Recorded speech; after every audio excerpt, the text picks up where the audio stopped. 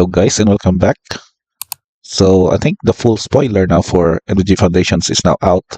So we have explored some of the new cards and also a few reprints. And we're glad that to see these reprints that having these best cards or best components from the previous sets is having to see it again in standard.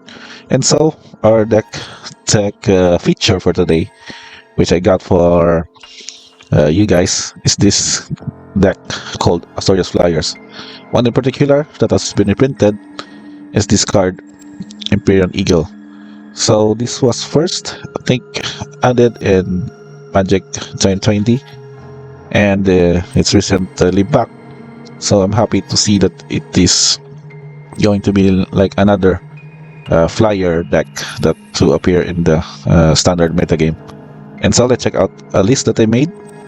We have 29 creatures. Let's see the stack first.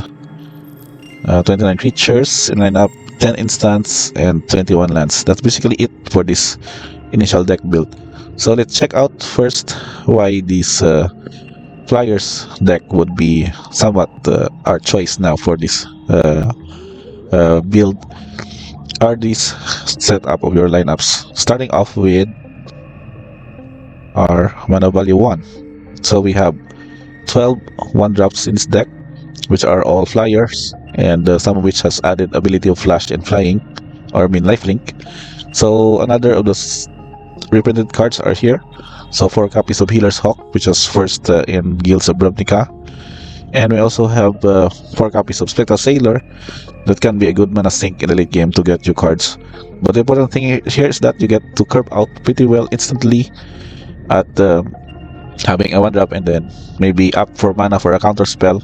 And even so, with this kind of setup, we make sure that these curve are potentially powerful, as we may be able to cast a turn 3 Imperial Eagle and also having already 2 1-drops in the board, giving pump 4++, and having them 2/2 to get some huge chunks of damage.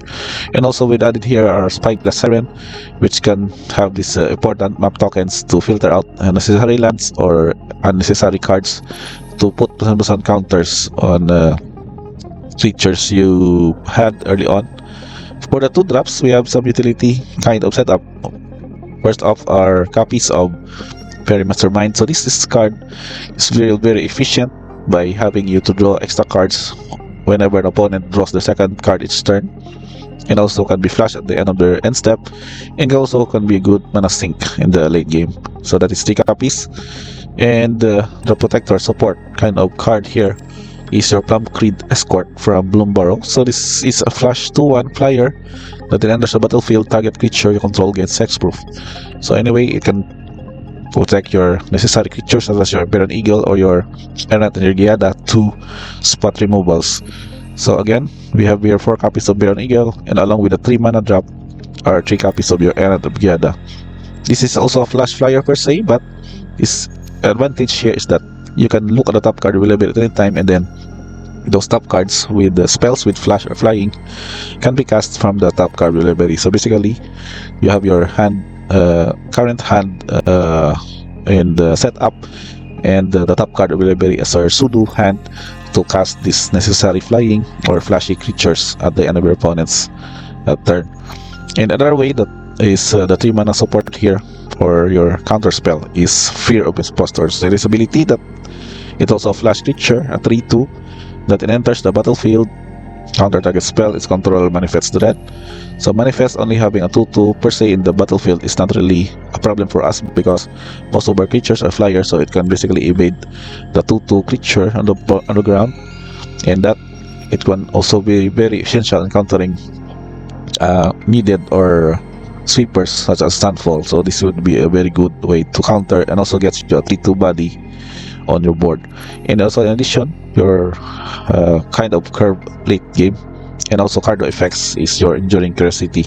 We have 3 copies in the deck, which can also get you to have a creature you control deals combat damage. You will draw a card, and if it dies, it will become an enchantment under your control. So also the added Protector on its own. It's also a good 4/3 attacker, which almost all of the values board and card advantage needed are on this card to benefit your early curve.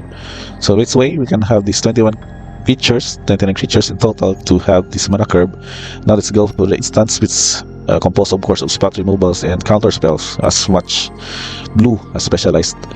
So we have 4 copies of Phantom Interference. This is a good 2 mana counter spell, and later on can be used to cast this 2/2 white spirit creature token when flying, which also benefits your flyer kind of setup. We have a copy of a Shore Up Tools just to protect a necessary creature. You have to have this one Sun and Hexproof, and also can be untapped. 2 copies of 3 steps ahead to make sure that a solid counter spell is needed for your late game, and also can get you to have the shenanigans of token copy of an Imperial Eagle, for example, or draws you 2 cards and then discard a card. And the other spot or tempo swing here are your copies of Get Lost. That's 2 copies, can deal also with enchantments, and a copy of your Into the Flood mode to bounce off unnecessary creature or have them give a tap fish to bounce an unland permanent in any case. So that is your instant lineup. Is only 10, and we have 29 creatures, a total of 39 for your non-land spells. And for land total is just basically very aligned to what the mana curve would go, because we only have 21 lands. Most of it are basically having a mana fix in the deck with 4 islands and 3 plains as your basics, and only that the 2 mana land were also added in the form of a Restless Anchorage, which also benefits you because this is also a bird creature flyer, which also again aligned with the deck main strategy. Now let's go to the deck stats. It's mostly with the blue, 38 for blue and only 13 for white. Production is pretty much even, but I think this kind of setup would really be enough for you to have a good curve, which does not affect your kind of intensive mana curve in the early game. And your average mana cost is 1.87. You can see here we have just very many 1 mana cost with 20 and 2 up to 3 only for the 4. So 4 is your highest mana value curve in this deck. And last but not the least, we check on, maybe we only have 1 token here for, oh, we have 4. We have a copy token, creating copy for 3 steps ahead, fish token for give a tough fish for the Into the Flood Maw, and the map token from the Siren, and of course spirit token, which can produced by Phantom Interference. So I think this one of the deck that I kind of happy to share, because it's not above the typical Azorius deck that we see in the current metagame, and having this kind of reprints where I think pretty much benefit this strategy, and I would be really thankful to see this one again in the standard format metagame, to have this this ability or deck archetype to perform well in the current or the upcoming foundations of standard format. And again guys, that's pretty much it for this deck tech.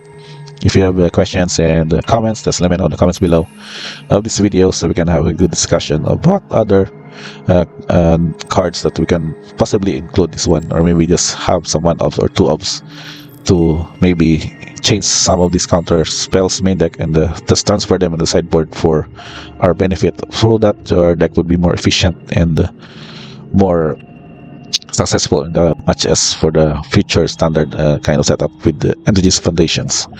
So I guess that's been it guys. Thank you for checking this video. Don't forget to like and subscribe, notifications bell on, and see you on the next upload.